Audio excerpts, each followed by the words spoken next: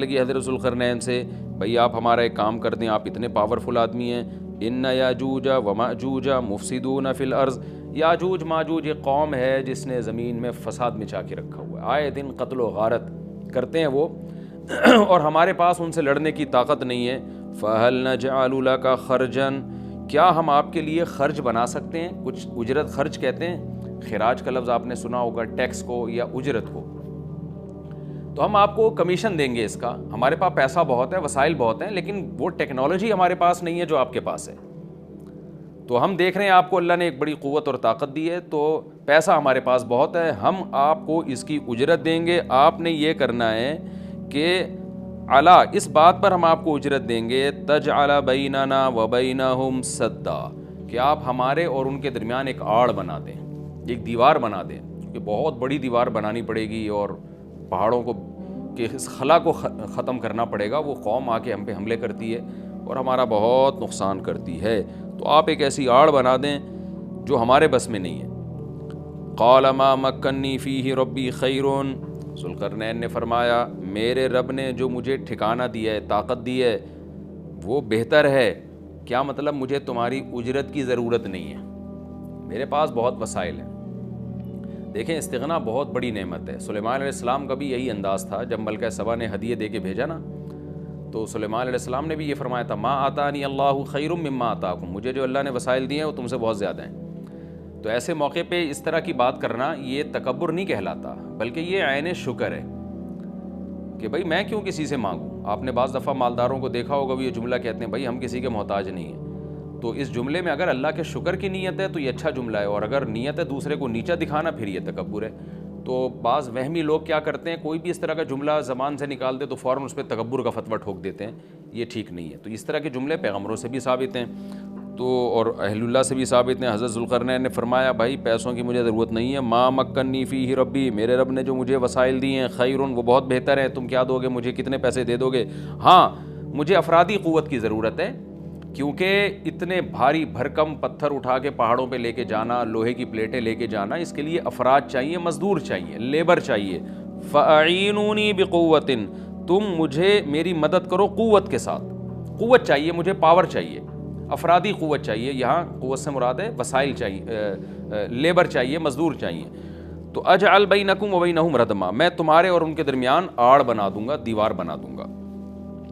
آتونی زبر الحدید، وہ قوت یہ چاہیے کہ دو تم مجھے لوہے کی پلیٹیں، یعنی اوپر چڑھانے میں میری مدد کرو ان کی۔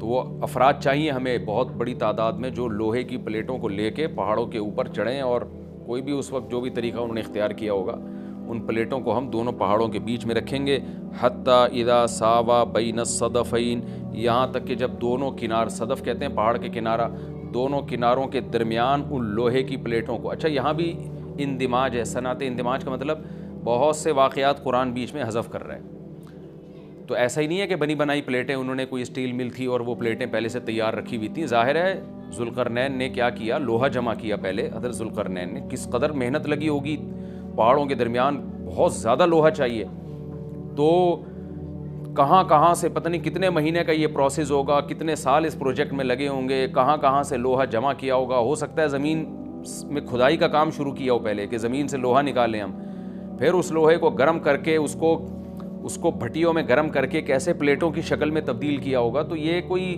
آسان کام نہیں ہے، لیکن قرآن نے اس پورے واقعے کو حذف کر دیا اور مختصراً بیان کیا۔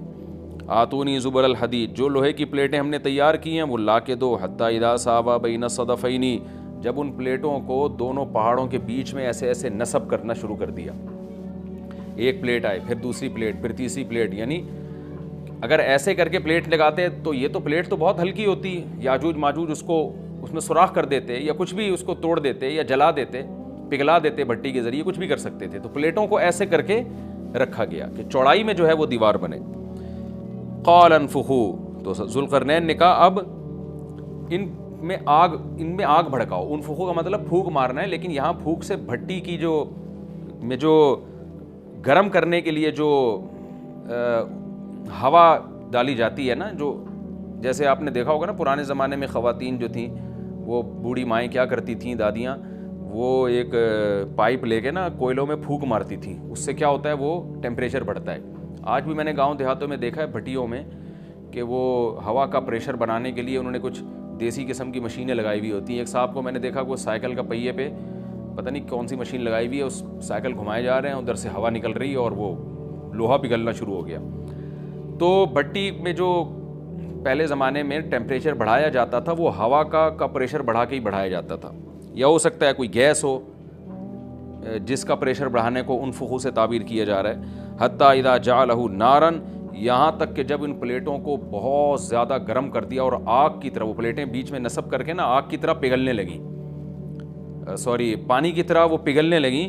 تو قال آتونی افرغ علیہ قطرہ, جب وہ گرم ہو گئی نا بہت زیادہ تو پہلے سے تانبا پگھلا کے رکھا ہوا تھا. یہاں بھی وہی تفصیل ہے کہ حضرت ذوالقرنین نے جو اتنا زیادہ تانبا پگھلا کے پہلے سے بالکل وہ پانی کی طرح تانبا پگھلایا ہوا تھا. میں نے دیکھا ہے جو کاپر ہے پگھلتا ہوا بھٹیوں میں, مجھے تو ایسی چیزیں دیکھنے کا بڑا شوق ہے. تو وہ اتنا زیادہ اس کا ٹیمپریچر ہوتا ہے نا کہ ایسا لگتا ہے جیسے جہنم کی آگ ہے. اللہ ہم سب کو محفوظ رکھے. تو میں کبھی کبھار جب یہ آیت پڑھتا ہوں تو میں سوچتا ہوں کہ کتنا بڑی مقدار میں حضرت ذوالقرنین نے کہاں سے تانبا جمع کیا ہوگا, پھر اس کو کیسے اس زمانے میں جو صدیوں پرانی بات ہے جب ٹیکنالوجی نے اتنی ترقی نہیں کی تھی, اس کا تو عشر اشیر بھی نہیں تھا, لیکن کیسے اس کو پگھلایا ہوگا انہوں نے حضرت ذوالقرنین نے. تو وہ کسی دیگڑے میں جناب اتنا زیادہ, پھر دیگ کہاں سے لائے ہوں گے, وہ دیگ تو خود پگھل جائے گی. اس کے لیے مخصوص قسم کی ایک کوئی میٹل ہوتا ہے کہ اس کا ٹیمپریچر اور تانبے کا ٹیمپریچر میں فرق ہوتا ہے کہ تانبا جس ٹیمپریچر پہ پگھلے گا تو اس دھات کو تانبے کو جس دیگ میں ڈالا جائے وہ اس ٹیمپریچر پہ نہ پگھلتا ہو. یہ کوئی پتھر کی دیگ ہوگی جو بھی ہوگا, لیکن بہرحال یہ ساری چیزیں محیر العقول ہیں. تو حضرت ذوالقرنین نے پہلے سے بہت بڑی مقدار میں تانبے کو پگھلا کے رکھا ہوا تھا. اب انہوں نے کہا کہ آتونی افرغ علیہ قطرہ, قطر کہتے ہیں تانبے کو. اب یہ جو ہے دو مجھے یہ, میں اب ان پلیٹوں کے اوپر جو گرمی سے جو پگھل رہی ہیں نا ان کے اوپر تانبا ڈال دوں گا. یعنی تانبا ڈالنے کا مقصد کیا تھا کہ دونوں پلیٹوں کے درمیان جو خلا ہے وہ پر ہو جائے, اور پلیٹوں کو پگھلانے کا مقصد یہ تھا کہ پلیٹیں اور تانبا آپس میں مکس ہو جائیں, ایک یکجان ہو جائیں وہ. کیونکہ جب ایک چیز گرم کر کے دوسری گرم چیز کے ساتھ ملائی جاتی ہے نا تو وہ اس کے اجزاء ایک دوسرے میں داخل ہو جاتے ہیں اور وہ بالکل یکجان ہو جاتا ہے. تو آتونی افرغ علیہ قطرہ, دو مجھے یہ تانبا, میں اس کے اوپر انڈیل دوں گا. تو وہ دیگیں تانبے کی پگھلا کے پہاڑوں پہ چڑھایا گیا ان دیگوں کو, اور پھر وہ لوہے کی پلیٹوں کے بیچ میں جو خلا تھا نا ان خلا میں وہ تانبے کا جو پگھلا ہوا تانبا تھا پانی کی شکل میں اس پگھلے ہوئے تانبے کو ڈال دیا گیا. تو وہ یکجان ہو کر ایک بہت مضبوط آہنی دیوار بن گئی. فَمَسْطَاعُوا أَن يَظْهَرُوهُ, اب یاجوج ماجوج میں اس کی استطاعت نہیں رہی کہ اس پہ چڑھ سکیں. وَمَسْتَطَاعُوا لَهُ نَقْبًا, اور اس دیوار میں نقب کی استطاعت بھی نہیں رہی. کتنا لمبا سوراخ کریں گے اس کو کھود کے, یہ بھی ان کے لیے ممکن نہیں رہا. جب اتنا زبردست پروجیکٹ چند مہینوں میں یا چند سالوں میں مکمل ہوا یا چند دنوں میں, اس کی حقیقت اللہ ہی جانتا ہے, لیکن یہ بہت بڑا پروجیکٹ تھا, بہت ایک شاندار کام تھا جو شاید اس زمانے میں بہت مشکل ہو. تو اس زمانے میں آپ سوچیں کہ کتنا مشکل ہوگا, لیکن ذوالقرنین نے جب اس پروجیکٹ کو مکمل کیا, قال ھذا رحمۃ من ربی, وہی بات, تکبر نہیں کیا کہ میرا کمال ہے, دیکھا اور پھر شو بازی شروع کی ہو, نا نا نا نا نا, ھذا رحمۃ من ربی, یہ میری رب کی طرف سے رحمت ہے.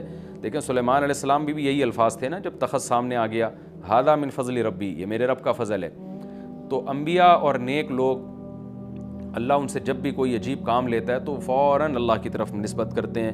پھر وہ دنیا کی بے ثباتی بھی دکھاتے ہیں کہ انہی چیزوں میں پڑھ کے نہ رہ جانا. فوراً ذوالقرنین نے کیا کہا, فَإِذَا جَاءَ وَعْدُ رَبِّي, جب میرے رب کا وعدہ آئے گا نا, جَعَلَهُ دَكَّا, اللہ اس کو توڑ تاڑ دے گا. مطلب یہ دنیا کی ترقی ہے, یہ ہے فنا ہونے والی, دل لگانے کی چیز نہیں ہے.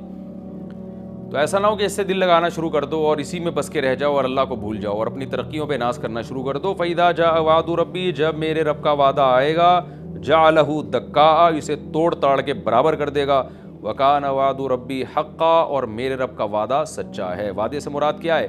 دونوں مراد ہو سکتے ہیں, یا تو قیامت مراد ہو سکتی ہے کہ قیامت میں سب چیزیں ہی ٹوٹ جائیں گی, یا جو احادیث میں آیا ہے کہ جب یاجوج ماجوج قرب قیامت میں ظاہر ہوں گے تو وہ دیوار ختم ہو جائے گی.